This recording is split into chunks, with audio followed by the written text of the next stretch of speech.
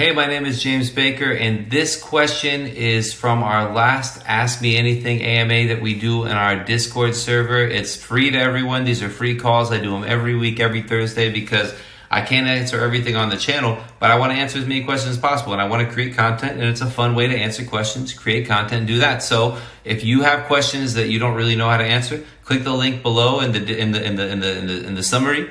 And join the Discord channel, join the Telegram. We'll tell you when we're going live. I'll answer your questions, and I'd love to, help you out. Okay, and subscribe to the channel because obviously I'm putting the clips here. That's great, and let's just go straight to the question here.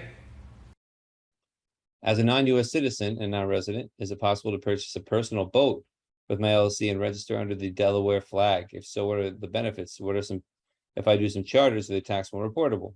So here is the only issue I see with doing it this way.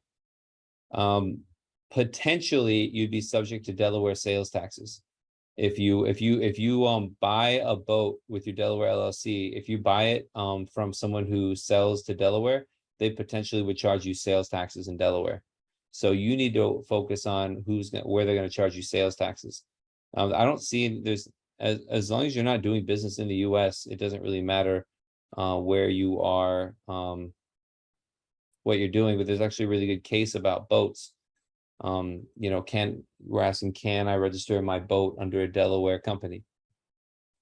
The two issues with this are that one, potentially sales taxes you'll have to pay in Delaware if the boat's delivered to Delaware. I'm not sure how that works. I've done these studies with airplanes and one with boats. And then there's one example in tax court that I can't cite the name of the case, but basically a Monaco boat company came to a boat show in Miami, and they sold a boat in Miami for whatever, $10 million. It was, I would call it a ship, right? And because they didn't file an 1120F, the IRS taxed them on the boat because they sold it in Miami. They brought it to Miami and sold it in Miami. So it was subject to US income taxes. And because they didn't file a protective tax return, the IRS didn't allow them to claim the cost of the boat against the selling price. So it was a huge disaster for that company, and they lost and they went to court, and it was a big issue. I don't have the case. If you guys really want to know that case, I can look it up and we can analyze it. That would be a good one, Danny. Put a reminder. Let's analyze that case. I think that would be really great. The one about the boats, and then we can do a couple other ones.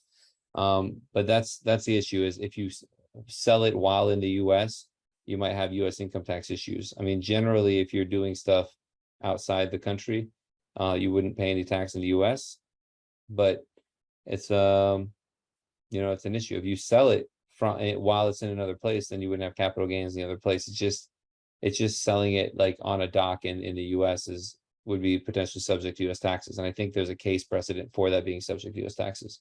So this might be worth like a paid consult, so I could dig into this. I'm not doing it right now. There, I really hope you enjoyed the video. If you want more of this stuff, make sure you like and subscribe. And if you want to interact with me personally and join our weekly free calls that we have on the Ask Me Anything on Thursdays generally, click the description below and join the Discord and join the Telegram. I look forward to interacting with you and helping you grow your business, be more successful, and make more money. Thanks for being here.